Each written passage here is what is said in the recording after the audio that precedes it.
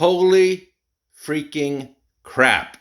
I have redesigned my studio to try to make far more efficient use of the space, and I think I am happy with it. One of the problems with my old studio was as I got new gear, I would just stick it somewhere and say, "Oh, I'll just put this here for now until I find a permanent home for it." And that would become its permanent home. And years and years of doing that, and my studio becomes a mess. I can't work in it anymore, and it crimps my creativity, I find. And so then I redesign my studio. I am hoping I don't have to do this again, because as I'm getting older, my mental plasticity, I have noticed it is starting to wane a bit. And this would have been a no problem job when I was a younger man with a better memory. This was a real pain in the ass to get everything hooked up and working. But luckily, everything is hooked up and working now. So if this will be much easier for me to work in. And the other advantage of it is it was very hard for me to use this studio with other people, to have other people jamming with me.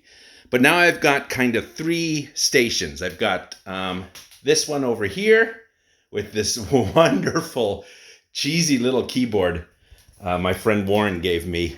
It is, I call it the Vampire Weekend keyboard, because every auto accompaniment rhythm on it, if you speed it up, sounds like a Vampire Weekend song.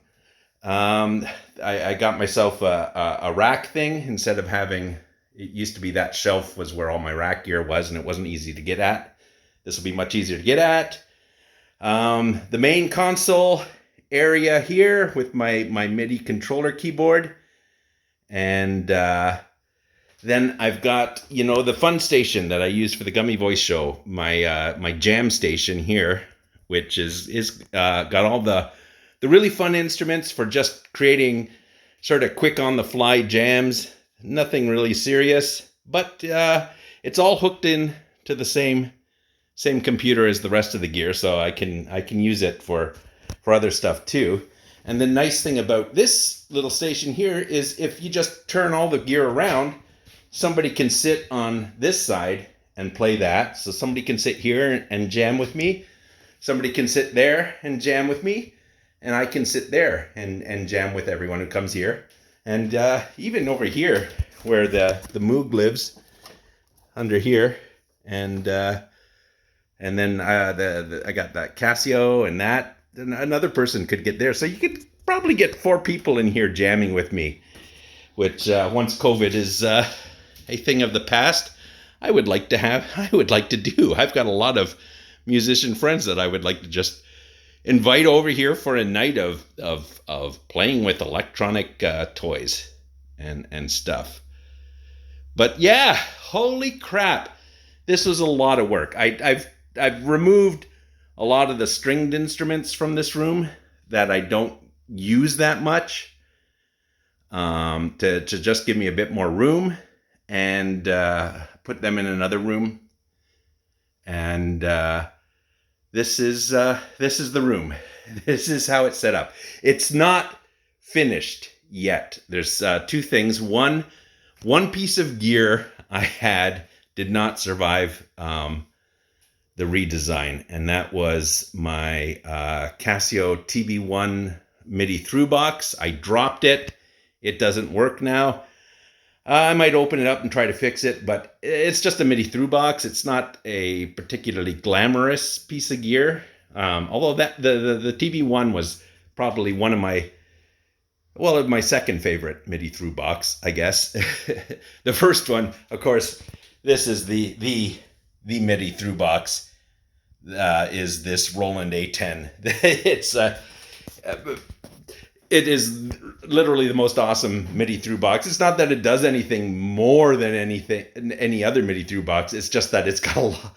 It's got that keyboard on the front are all LEDs. So when you play, the LEDs light up, and it looks so cool. Like that's what would have impressed the living hell out of 16-year-old me when I was a kid. But yeah, this is the redesign. Everything is in its place. I got rid of shelves that I had here and here and cut them down. I raised the tables at the back. I turned my main console. It used to be where this fun table was, and I turned it this way against those tables. And then one of the best things I did for saving space is I went to Costco and I got these contractor power bars. I used to just use ordinary power bars.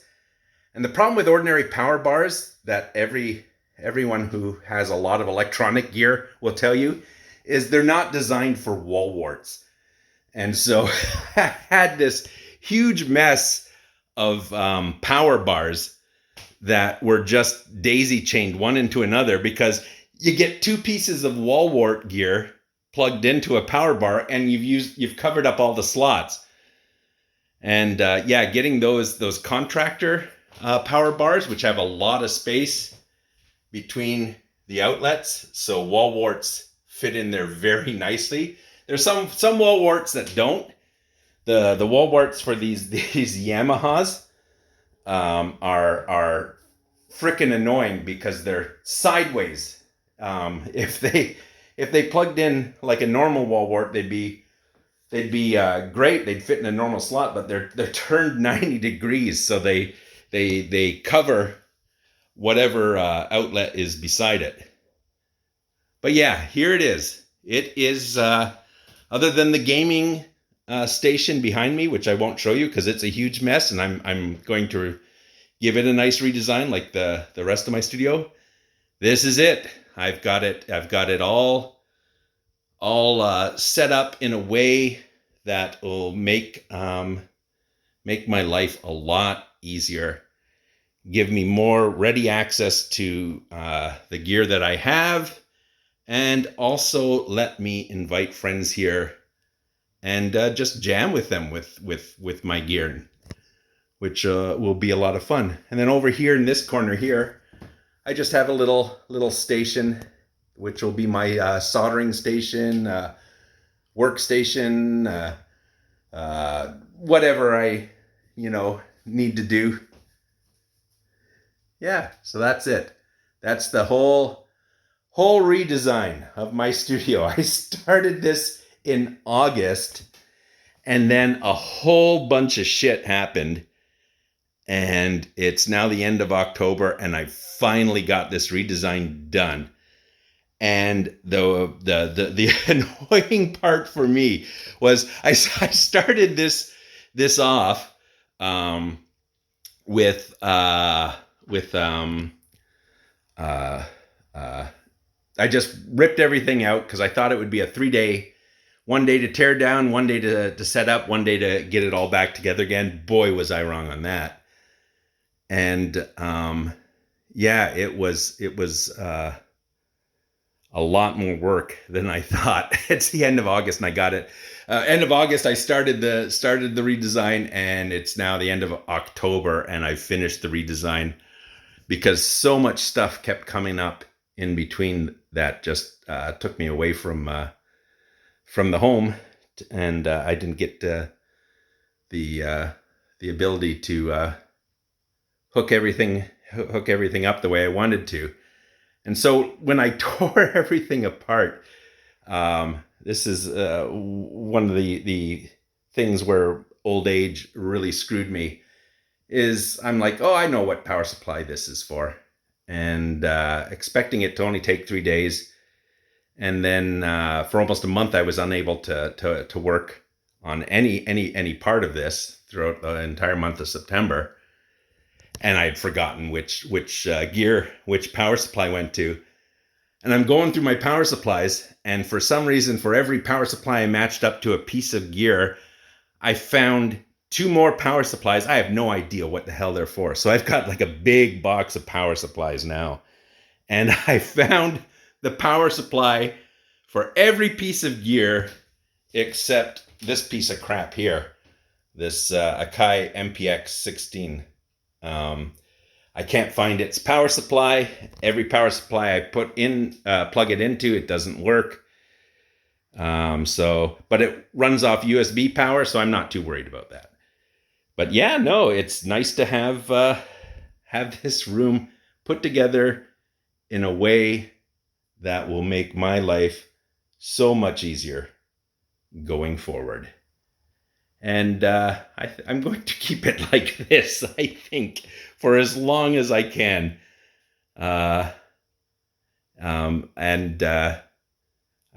won't do that thing. If I get new gear, I'm not going to do that. It's a bad habit to get into, to just say, oh, I'll put this piece of gear here until I find a permanent home for it, because you won't find a permanent home for it. That is where it will live until it being there gets so annoying that you have no choice but to redesign your studio and find a permanent home for that gear. But yeah, no, we're done. We're done this. So we'll be getting back to regular Gummy Voice shows probably in a while, where I just sort of sit and jam with my instruments with you and talk about shit. And so this episode of the Gummy Voice show is just me showing off what my new studio setup looks like. And it's so much less chaotic than the old one. Anyways, I'll talk to you guys later.